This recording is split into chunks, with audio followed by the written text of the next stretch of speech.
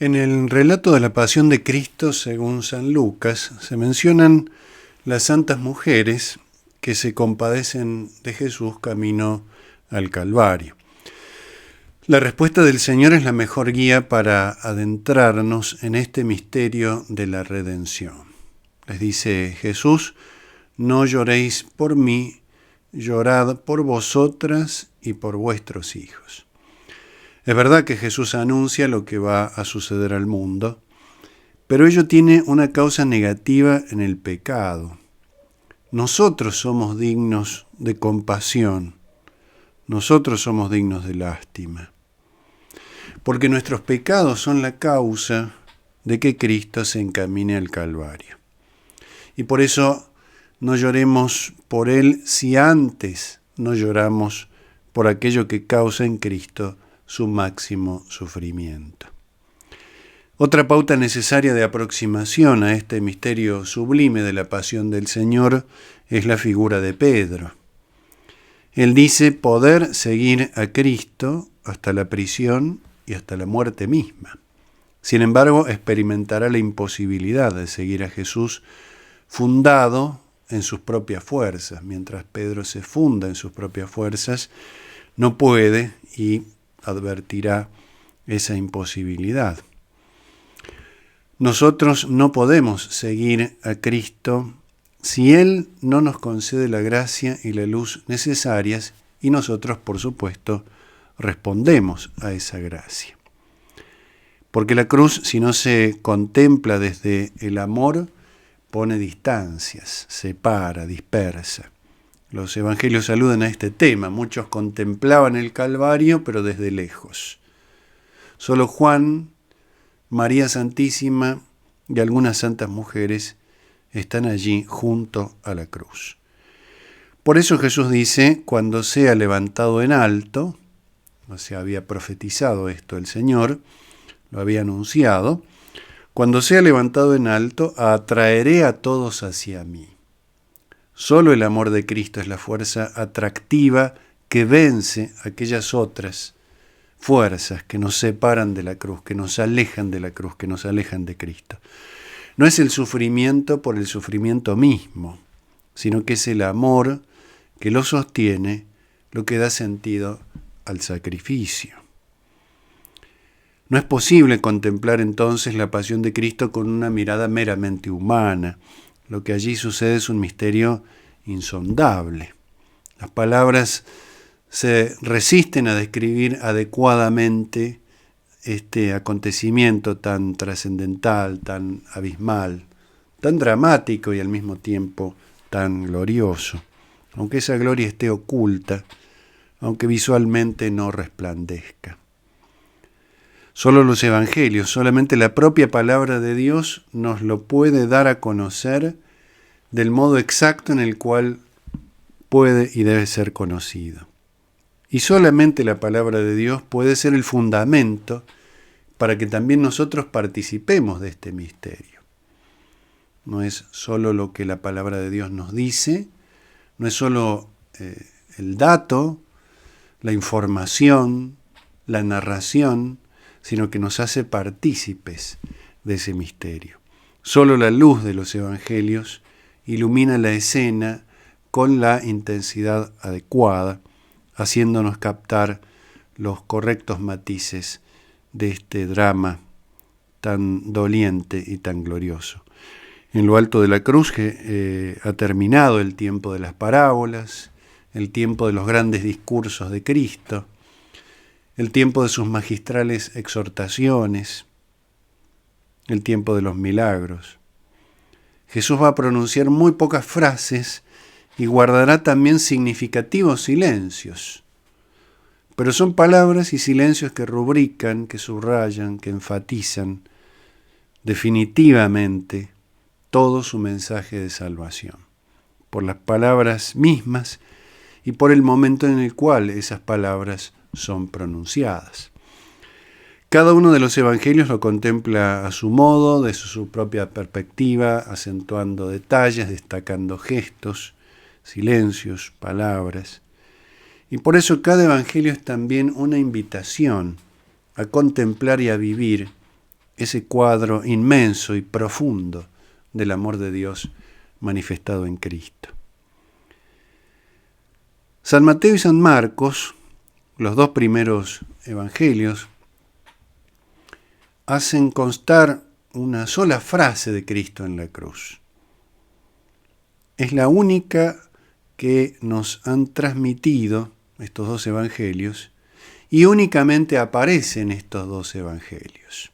Una frase exclusiva de San Mateo y de San Marcos. Es una expresión de Jesucristo que tiene, por supuesto, una particular importancia. Y tal vez es la palabra o la frase, la expresión, la afirmación más inexplicable, más abrumadora, menos comprensible y extrañamente sorpresiva en labios de Cristo. Nos dice Marcos 15:34 y Mateo 27:46. A la hora novena Jesús clamó a gran voz diciendo: Eloí, Eloí, lama sabactani, que traducido significa: Dios mío, ¿por qué me has abandonado? Esta expresión que San Marcos y San Mateo nos transmiten. Dios mío, ¿por qué me has abandonado? Jesús emplea acá el lenguaje profundo de los salmos, lo primero que tenemos que tener en cuenta. Las palabras antiguas que jalonaron durante siglos la vida espiritual del pueblo de Dios. Es un lenguaje resonante, proclamado con gran voz, con inaudita fuerza, con singular vigor. Ahora se comprende lo que David anunciaba. Ahora cobra sentido lo que el gran cantor de Israel declamara siglos atrás. Hay confusión entre quienes escuchan estas palabras. Está llamando a Elías, dicen. Y sí, en cierta medida y sin saberlo, tienen razón, porque el lenguaje de los salmos es profético. Pero ellos no comprenden estas palabras concretas de Jesús, ni ninguna de sus palabras. Elías representa la profecía en el Antiguo Testamento.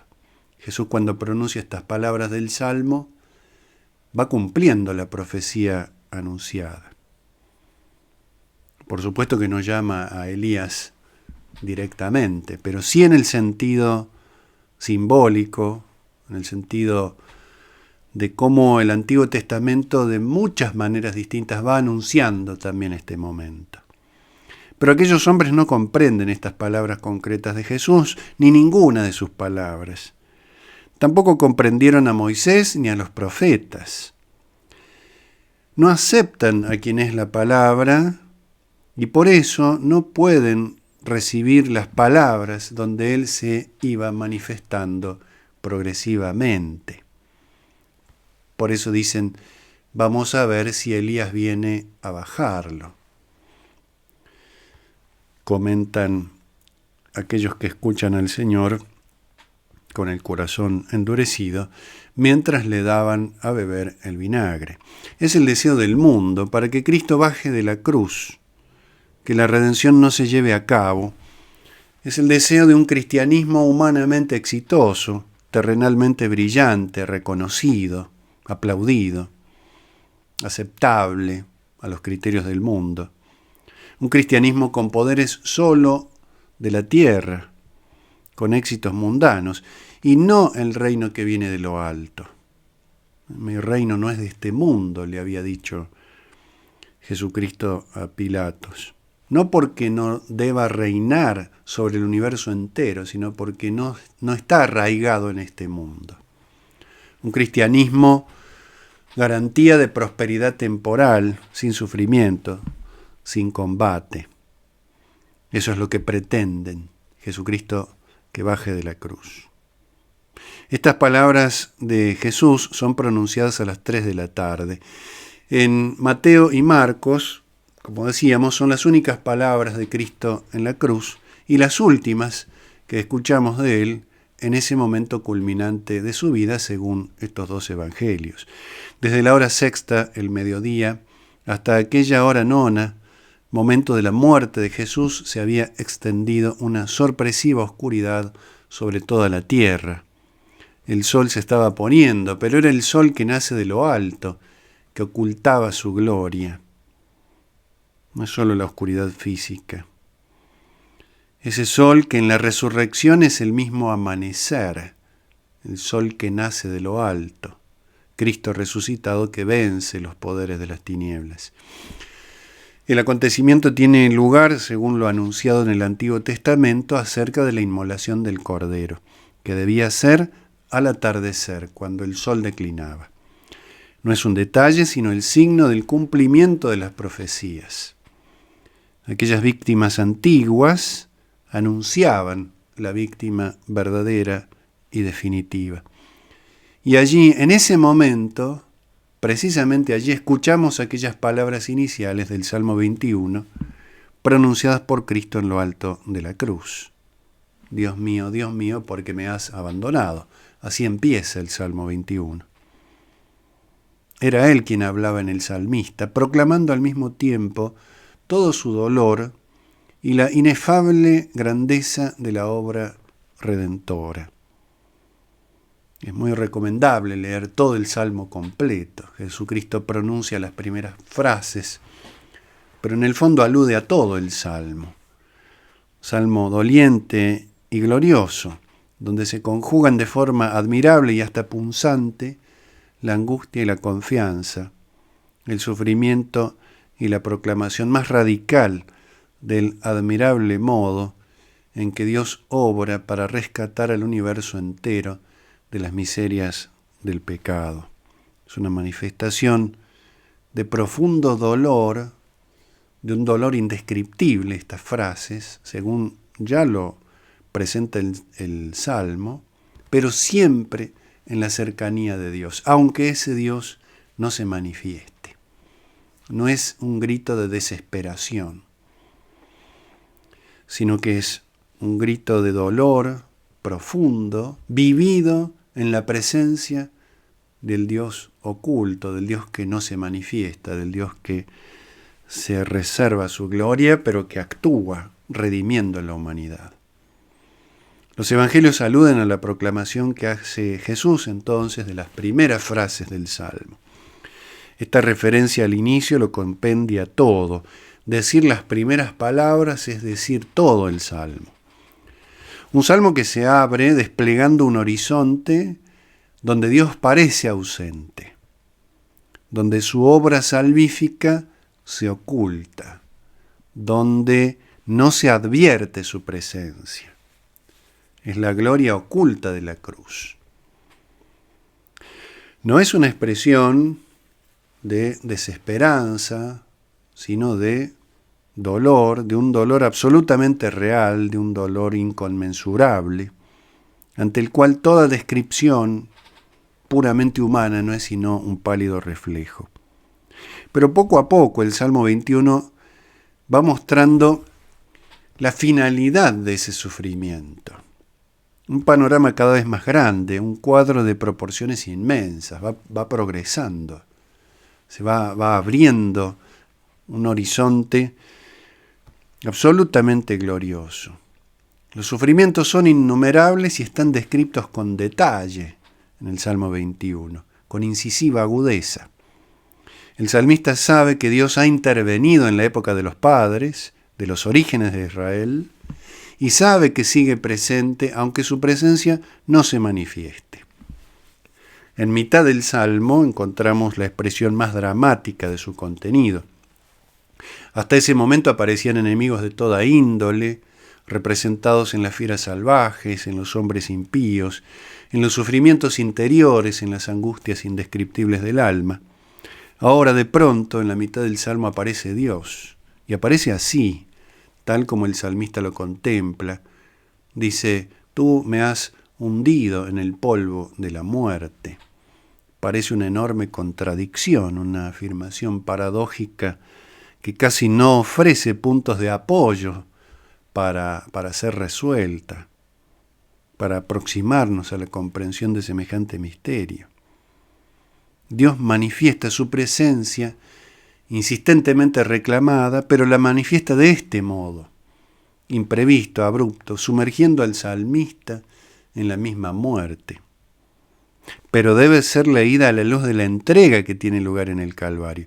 No es un castigo, no es un fracaso, no es un punto final, sino el acto de llegar hasta lo más hondo, hasta las raíces, desde donde el pecado actúa. Es sumergirse en las profundidades abismales, esto es lo que hace Jesucristo, para rescatar a la humanidad perdida. Y eso solamente lo puede hacer Dios. Con esas palabras iniciales del Salmo que Mateo y Marcos nos han querido transmitir, porque Jesús las rezó en lo alto de la cruz, queda compendiada la pasión del Señor, cuyos beneficios se extienden hasta los confines del mundo y de la historia.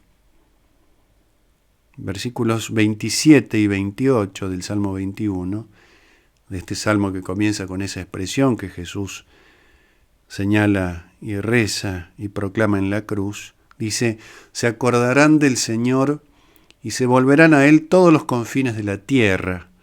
Ante Él se postrarán todas las familias de las naciones, porque del Señor es el reino. Él gobierna sobre todas las naciones. Así va concluyendo el Salmo al reunir a todas las naciones de todos los tiempos en la común alabanza a la obra de Dios. Por su parte, San Lucas nos ofrece 3 frases de Cristo en la cruz, 3 afirmaciones. Solo Él menciona estas 3, así ordenadas de este modo. La primera, capítulo 23, versículo 34, Lucas 23, 34 dice: Padre, perdónalos porque no saben lo que hacen.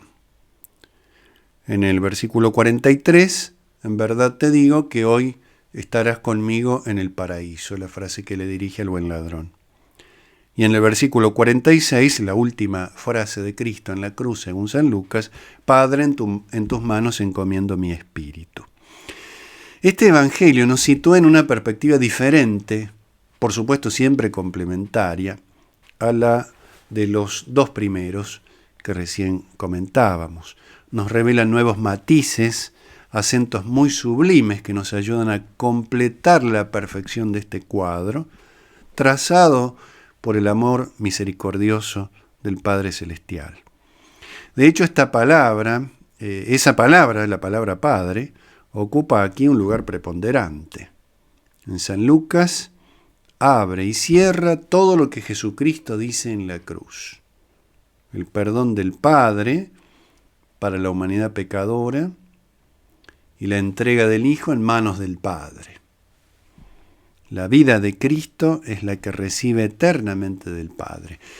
Ha venido al mundo para cumplir su voluntad, para mostrar efectivamente su rostro misericordioso, para remitir a la humanidad entera, necesitada de perdón, a sus manos de Padre lleno de amor. Ha venido a poner a la humanidad en las manos del Padre, como Él también lo está. Casi podríamos decir que en este marco tan breve y profundo de las 3 expresiones que San Lucas nos transmite, se encuentra compendiado también, resumido, todo el misterio de la salvación, desde la encarnación hasta el retorno al Padre. Entre la primera y la última expresión dirigidas al Padre, encontramos otra dirigida al buen ladrón, al ladrón que se arrepiente. Las palabras a ese hombre están en el centro mismo de lo que Jesús dice según el Evangelio de San Lucas, en estas expresiones de Jesús en la cruz. Y así resplandece especialmente la misericordia, tema que, como sabemos, en San Lucas reviste una importancia especial. El perdón enunciado en la primera palabra, Padre, perdónalos, se hace realidad efectiva en esta palabra central. Y así Jesucristo puede volver al Padre, tema de la tercera palabra. El clima es distinto también al de los dos primeros evangelios. Luego de las dramáticas, aunque indudablemente gloriosas palabras de Mateo y Marcos, aquel Dios mío, ¿por qué me has abandonado?, ahora somos llevados a un ámbito donde se respira una paz inalterable, reflejada en estas tres frases de Jesús. Cristo como intercesor ante el Padre en beneficio de la humanidad pecadora. Cristo como promesa del reino celestial ante el buen ladrón. Cristo entregando su vida en las manos bondadosas del Padre. La pasión del Señor es el mayor consuelo para nuestras almas agobiadas por el peso del pecado. Cristo nos eleva junto con Él. Viene del Padre y vuelve al Padre, conduciéndonos a nosotros, redimiéndonos.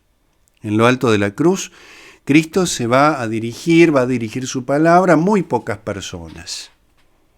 Al Padre celestial, persona divina, a María Santísima, esto en el conjunto de los evangelios, a San Juan y al buen ladrón.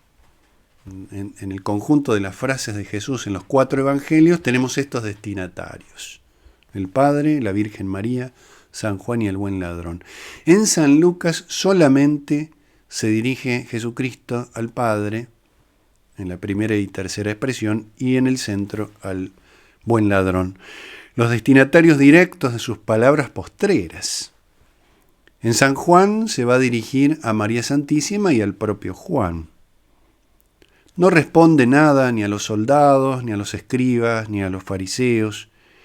Nada dice para contrarrestar las agresiones de los que pasaban por allí, ni tampoco las del ladrón que lo insultaba. Para la gran mayoría hay solo silencio de parte de Cristo. Y así se configura como un ámbito de diálogo sublime entre muy pocos, casi como marcando una separación elocuente entre quienes descubren el amor divino en la pasión y quienes lo rechazan. Por lo tanto, en San Lucas, la única persona humana a la que Jesús le responde es a un malhechor arrepentido. Pareciera como olvidado de todo lo demás, preocupado Jesucristo solamente por aquel pobre hombre, devenido en un instante perfecto, miembro eminentísimo del reino de Dios. Es verdad que ese hombre manifiesta su culpabilidad y su arrepentimiento, pero solo pide una cosa a Cristo, empleando un verbo magnífico, importantísimo en la Sagrada Escritura: acuérdate. Era el gran verbo de las oraciones de Israel. Que Dios no se olvide de la alianza, que no se desentienda de su pueblo, que lo salve, que lo redima, que no aparte su rostro, que no mire hacia otro lado. El Dios que se acuerda es el Dios que salva. Acuérdate es sálvame. Miremos, por ejemplo, aquel gran acontecimiento del diluvio. En el centro mismo del relato resplandece ese verbo admirable. Dice: Dios se acordó de Noé. Y así, lo único que le importa a aquel hombre pecador crucificado junto a Cristo es que Jesús no lo olvide, al mismo tiempo que proclama la realeza, la divina realeza de Cristo. Aquel ladrón no le pide dejar de sufrir, no le pide no morir, no le pide que haga ningún milagro, no le pide a Cristo ni siquiera que le responda. Lo único que le dice es: acuérdate cuando vengas en tu reino. Muchos pretendieron aclamar a Cristo como Mesías cuando multiplicaba los panes, pero no en este momento. Por eso la fe del buen ladrón es digna de nuestra admiración más profunda, una ejemplaridad indudable y profundísima para todos nosotros. Muy similar, en cierto modo, a la petición de los discípulos de Emaús: quédate con nosotros, porque el día se acaba. Quédate con nosotros porque las tinieblas parecen triunfar sobre nuestras vidas. Quédate, acuérdate. Palabras muy pequeñas en su formulación, pero grandísimas y profundísimas en su significado. San Mateo y San Marcos nos han mostrado toda la profundidad y el sentido del dolor redentor de Cristo al mostrarnos el Salmo 21 que Jesús recita en el Calvario. San Lucas ha compendiado en torno al Padre la historia de la misericordia redentora, cada uno con su mirada, con sus acentos, con sus énfasis. San Juan nos mostrará también su propia mirada, completando el sublime cuadro, el precioso cuadro que se despliega ante nuestra fe, mediante las 3 palabras de Cristo, también exclusivas de su Evangelio. En el capítulo 19 de San Juan nos encontramos en los versículos 26 y 27 con esta expresión del Señor. Nos dice San Juan: cuando vio Jesús a su madre y al discípulo a quien él amaba, que estaba presente, dijo a su madre: mujer, he ahí a tu hijo. Después dijo al discípulo: he ahí a tu madre. En el versículo 28 nos dice el Evangelio de San Juan: después de esto, sabiendo Jesús que ya todo estaba consumado, dijo, para que la Escritura se cumpliera: tengo sed. Y en el versículo 30, la última expresión de Jesús, según el Evangelio de San Juan, previa a su muerte, cuando Jesús hubo tomado el vinagre, dijo: todo está cumplido. Un primer aspecto sorprendente y característico de estas 3 frases en San Juan es la brevedad de las expresiones, mucho más cortas que en los casos anteriores. Pocas palabras a su madre y a San Juan, y luego las 2 últimas literalmente 2 palabras, 2 verbos en el texto griego, una referida a la sed, tener sed, y otra a la finalización, al cumplimiento, a la plenitud de su obra redentora. La primera frase de Jesús en la cruz, según San Juan, está dirigida entonces a su madre y a San Juan. Un rasgo notable en los evangelios es que, salvo por esta brevísima alusión de San Juan, no se menciona expresamente a María Santísima durante la pasión. Es verdad que gracias a este evangelio conocemos su presencia en ese momento culminante, pero se nos abre un horizonte centrado en la constante presencia de María junto a Cristo, donde la clave no es la mera cercanía física, sino la profundísima proximidad espiritual. Paradójicamente, este silencio de María nos habla de su presencia. Porque además la Virgen María aquí guarda un impactante e inalterable silencio. El único verbo que se le atribuye es estar. Estaba junto a la cruz. San Juan emplea un verbo de sugestivas resonancias. Se traduce correctamente por estar, pero implica una gama de significaciones admirable. Y en esta situación, por supuesto, muy significativa. Es estar en tanto detenerse, situarse al final de un movimiento, al final de un camino. Es hacer frente a una situación, es resistir, es mantenerse firme en la adversidad, la tentación, la prueba, todos sentidos que tiene este verbo en el uso bíblico.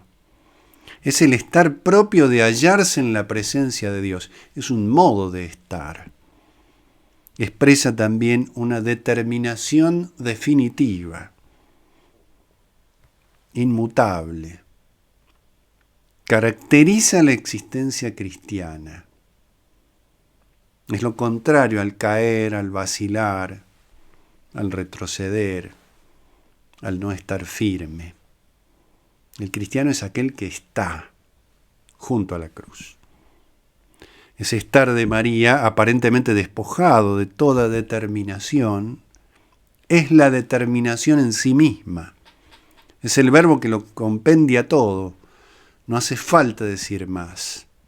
No es que San Juan ahorre palabras, es que en esa palabra dice todo. Pero además esta presencia de María cierra aquel inmenso arco abierto en las bodas de Caná, en el Evangelio también de San Juan, el primero de los signos, el signo prioritario. Recordemos que las bodas de Caná, el primer signo, el primer milagro de Jesús, no es solo la cronología, sino el relieve, la importancia.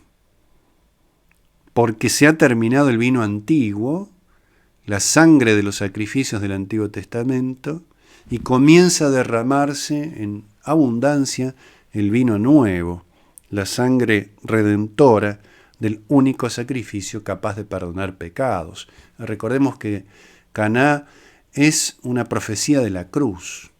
Tiene muchos elementos y uno de ellos, fundamental, María está presente allí y María está presente al pie de la cruz. Muchos elementos que preanuncian, que profetizan, que contienen la pasión de Cristo. He ahí a tu Hijo es mostrar la maternidad de María en su sentido más profundo, un sentido que excede los vínculos de la carne. Porque en Juan está Cristo como lo está en cada cristiano. María no tiene más que un único hijo. En cada hijo está el Hijo. Ella engendra a Cristo en nosotros. Por eso su maternidad. Es verdad, en lo alto del Calvario nos encontramos con el mayor dolor, pero al mismo tiempo, misteriosamente, con el gozo por el nacimiento de la Iglesia. Se dan allí conjunciones admirables, difícilmente comprensibles a nuestra pobre y debilitada y oscurecida y pecadora inteligencia. La mujer, había dicho Jesús tiempo atrás, siente angustia porque le ha llegado su hora, la hora de dar a luz, pero luego experimenta el gozo por el nacimiento del Hijo. En las bodas de Caná también está la relación entre dolor y gozo, porque no es solo la referencia a la pasión, sino también a la resurrección, ¿no? El tercer día manifestó su gloria y sus discípulos creyeron en él, dice en el Evangelio que narra las bodas de Caná. Las dos últimas palabras de Jesús, según San Juan, están relacionadas con la culminación del plan divino de la redención. Dice, tengo sed, en relación con esto, sabiendo que todo estaba consumado, y finalmente hace explícito ese punto final, todo está cumplido. Pero estas palabras nos dan también la perspectiva de las palabras dirigidas a María y a Juan, que, como decíamos, responden a lo anunciado en Caná de Galilea. Digamos que se cumple aquí lo anunciado en esas bodas, no casualmente unas bodas, esa dimensión nupcial, el vínculo entre Dios y nosotros, en el primero de los signos de Jesús. La sed de Cristo es muy significativa. De acuerdo con interpretaciones ya clásicas y antiguas, se nos sugiere que es la sed que tiene de nosotros, de nuestra fe, de nuestro corazón, como había sucedido en aquel notable diálogo con la samaritana. No era la simple sed de agua, sino la sed del Espíritu, el anhelo irresistible de hacer partícipe al mundo de su misericordia. Los salmos ya anunciaban esta sed. En el mismo Salmo 21, que aludían Mateo y Marcos, hay expresiones al respecto. Dice, mi garganta está seca como una teja y la lengua se me pega al paladar. Pero tal vez el Salmo 69 nos da todavía una pauta más clara y más precisa. En el versículo 22 dice, cuando tuve sed me dieron vinagre. Se trata de dos salmos marcadamente orientados hacia la pasión de Cristo. No obstante, podemos rastrear algo más. En el Salmo 42, por ejemplo, con el cual se abre el segundo libro de los Salmos, hallamos una comparación de exquisito y sugestivo sabor. En el versículo 1 dice: como la cierva sedienta busca las corrientes de agua, así mi alma suspira por ti, mi Dios. Mi alma tiene sed de Dios, del Dios viviente. ¿Cuándo iré a contemplar el rostro de Dios? El pueblo de Dios sabe muy bien lo que es la sed. La padeció de forma agudísima en el desierto. Y solo Dios sacia esa sed. La cierva que busca el agua no busca nada más.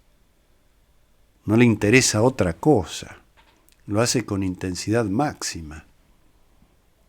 Por eso en la línea de la comparación, el así de ese versículo, de ese modo, es importantísimo. De esa manera, con esa intensidad, con ese deseo insaciable, si no se sacia en Dios, así el creyente busca su rostro.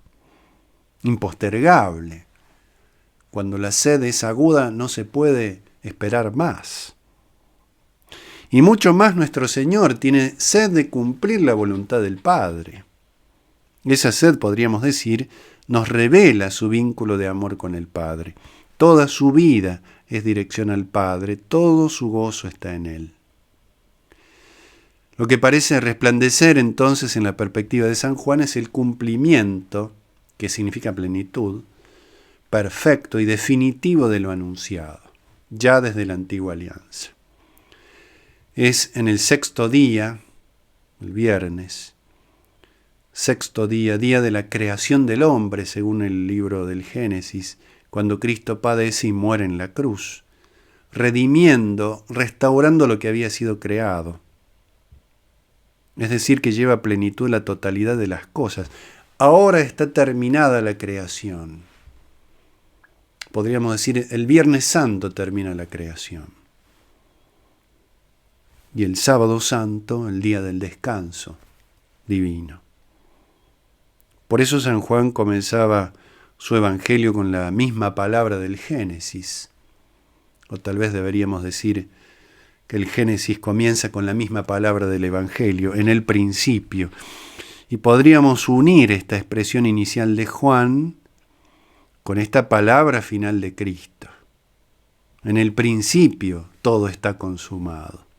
Todo se resume, se plenifica en quien es el principio, el alfa y omega de todas las cosas.